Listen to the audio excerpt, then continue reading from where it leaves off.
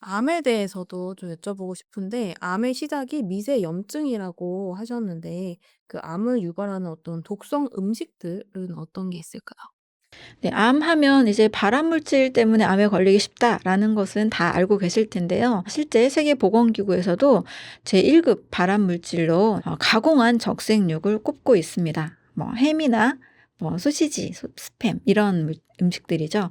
그래서 가공한 음식들 그리고 특히 동물성 단백질을 가공한 것들은 발암 물질이 되기가 쉽습니다. 그래서 첫 번째로 가공식품과 가공육을 첫 번째 가장 조심하시는 것이 필요합니다.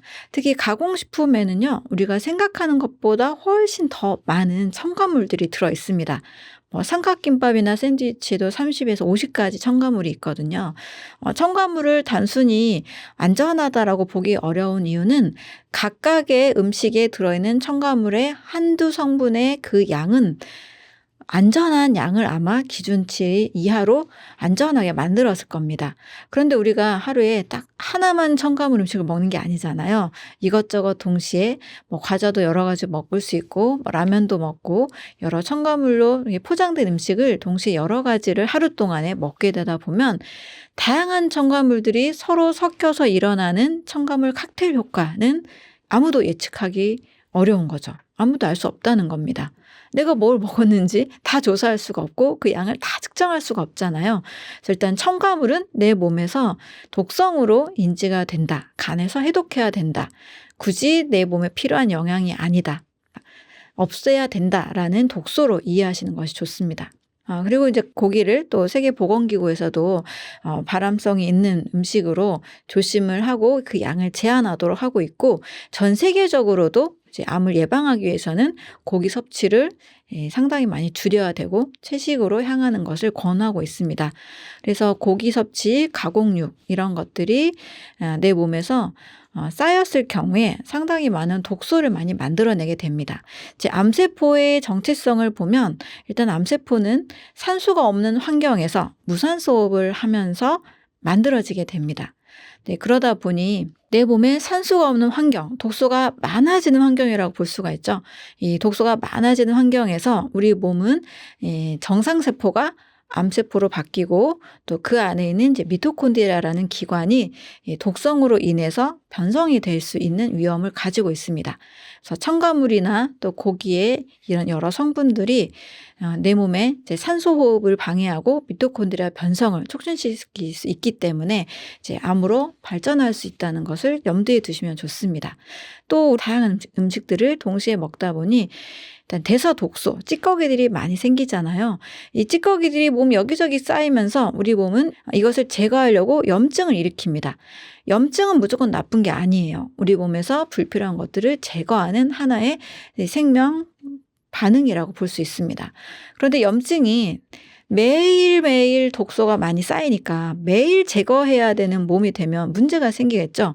이런 미세염증들이 몸 곳곳에서 세포 곳곳에서 조직 혈관 곳곳에서 늘 자주 일어나다 보니까 만성염증으로 바뀌게 되고 만성염증이 또 더 계속 몸에 이제 독소가 많이 쌓여진 환경이 되다 보니 이제 혹으로 발전하게 되면서 이 혹이 처음에는 양성이었다가도 나중에는 또 악성으로 바뀌기도 하는 변화가 일어나게 되는 거죠. 그래서 염증을 조심하고 독소를 조심하고 가공식품과 가공육 이런 것들을 좀 조심하시는 것이 암을 예방할 수 있는 방법이라고 볼 수 있습니다. 특히 이제 단백질에 대해서는 동물성 단백질과 식물성 단백질 두 가지 중에 참 논란이 많이 있죠. 뭐가 좋다, 꼭 먹어야 된다. 동물성 단백질 먹지 않으면 비타민 B12가 부족하다. 뭐 이런 결핍에 대한 얘기도 많이 하시는데 식물성으로만 드시는 분들에게서 비타민 B12 결핍이 없다는 것도 사실 확인이 됐습니다. 장내 미생물에 의해서도 비타민 B12가 만들어지는 것을 관찰하게 됐거든요. 따라서 뭐 콩이나 두부나 또 견과류 또 소량이지만 과일과 채소에도 1% 2%의 단백질이 있고 여러 잡곡에도 단백질이 있습니다. 통곡식에도 단백질이 있죠. 이렇게 식물성으로도 충분히 우리 몸은 단백질이 결핍되기는 어렵거든요. 하지만 이제 동물성 단백질을 많이 섭취할 경우에는 사람의 소화 효소가 이 동물성 단백질을 소화시키는데 최적화가 돼 있지 않습니다. 사람이 만약에 육식 동물이어서 동물성 단백질을 잘 소화시킬 수 있다라고 한다라면 육식 동물과 비슷한 해부학적 구조를 가지고 있어야 됩니다. 위산이나 이 침샘에서 동물성 단백질을 소화시키는 사자나 호랑이 같은 육식 동물은 프티알린이라는 탄수화물을 소화시키는 침샘이 없습니다. 탄수화물을 소화시키는 침이 분비가 되지 않습니다. 대신 남의 살을 빠르게 소화를 시켜야 되니까 위산이 4배에서 10배 정도 굉장히 강력한 산성을 띠고 있습니다. 또 동물성 단백질은 암모니아나 요산 요소 같은 노폐물이 많이 만들어지기 때문에 체내에 오래 머무르면 좋지 않죠. 따라서 장의 길이가 짧습니다. 육식동물은 체간 대비 1.5배에서 2배 정도 굉장히 짧은 장을 가지고 있죠. 그러나 동물성 단백질을 먹지 않는 초식동물은 장의 길이가 무려 체간의 20배. 또 과일을 먹는 고릴라, 원숭이, 침팬지 같은 과식동물은 체간 대비 6배. 사람도 딱 6배입니다. 그래서 과식동물, 과일을 주식으로 먹는 동물과 굉장히 유사한 구조를 가지고 있죠. 그래서 동물성 단백질은 몸에 오래 머물수록 독소를 많이 몸에 만들어낸다. 그래서 대장암이 많이 발견된 미국에서는 대장암의 원인을 식이섬유를 너무 먹지 않고 또 육류를 너무 많이 섭취한 원인으로 두고 있고, 그로 인해서 채식이나 또 이제 식이섬유가 풍부한 과일, 채소 식사를 많이 권하고 있죠. 그래서 동물성 단백질에 대비 식물성 단백질이 더 사람에게 소화가 잘 된다. 우리 사람의 소화 요소와 잘 어울린다. 이렇게 이해를 하시면 되겠습니다.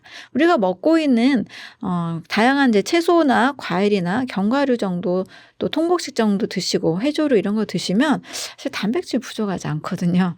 운동을 안 해서 이제 근육이 안 되는 거지, 음식 섭취가 부족해서 단백질 결핍증에 걸리는 사람은 없습니다.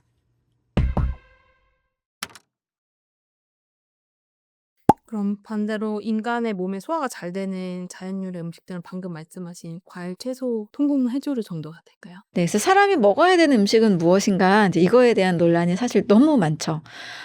그런데 제가 세계보건기구, 또 미국 생활습관의학, 또 장수하는 사람들이 많이 살고 있는 블루존 지역에서의 공통적인 특징을 보면 일단 95% 이상은 자연, 식물식, 채식에 가깝습니다.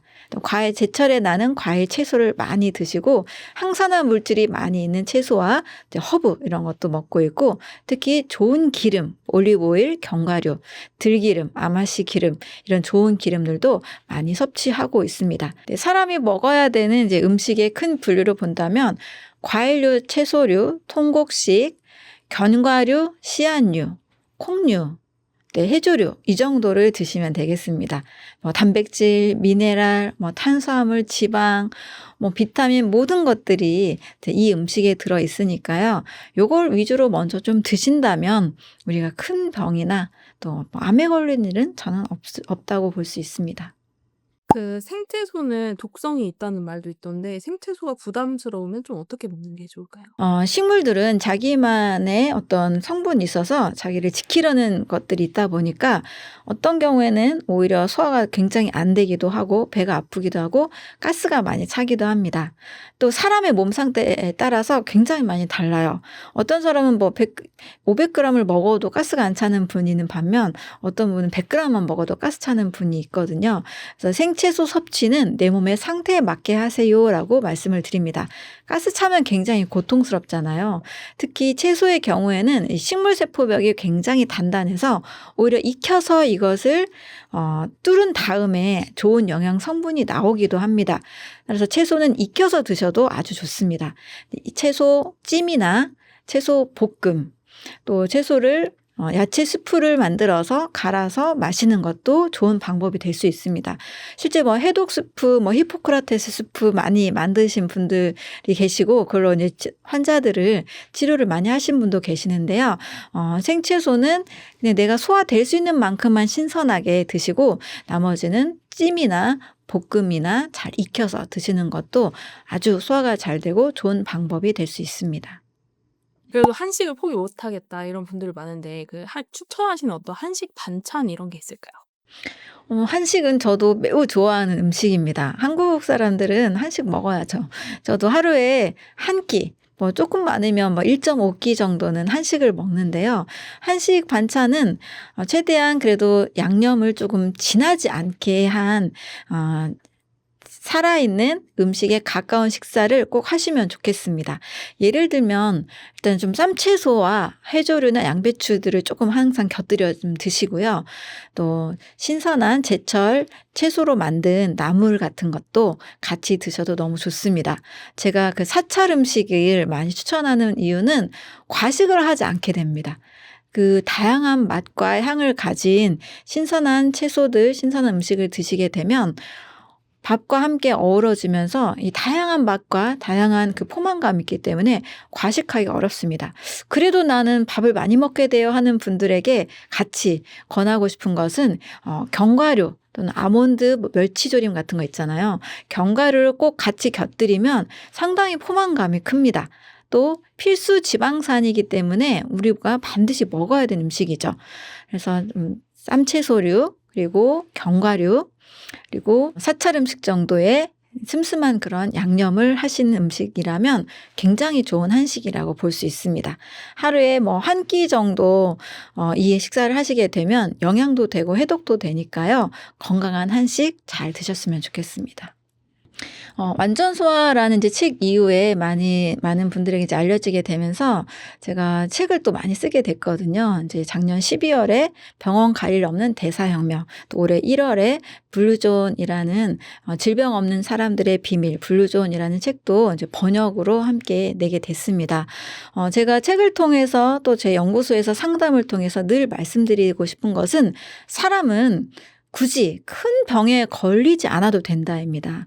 우리는 병에 걸리게 설계되어 있지 않습니다. 또한 몸의 상태가 좀 나빠졌다 할지라도 우리 세포의 회복력은 어마어마합니다. 그래서 건강한 식사, 소화가 잘 되는 식사 실천하시면 우리가 좀 병원에 의지하지 않고 약이나 주사나 수술에 의지하지 않고 건강하게 살 수 있습니다. 블루존이라는 책에서도 이렇게 질병 없이 건강한 식사와 건강한 라이프 스타일을 통해서 아프지 않고 오래 사는 분들, 행복하게 사는 분들이 많이 있다는 것을 증명하고 있습니다. 여러분들 좀 아프고 약을 드시고 있다라면 반드시 건강해지고 싶다, 건강할 수 있다라는 의지와 희망을 꼭 가지시고 열심히 실천하시고 더 건강해지셨으면 좋겠습니다. 네, 감사합니다.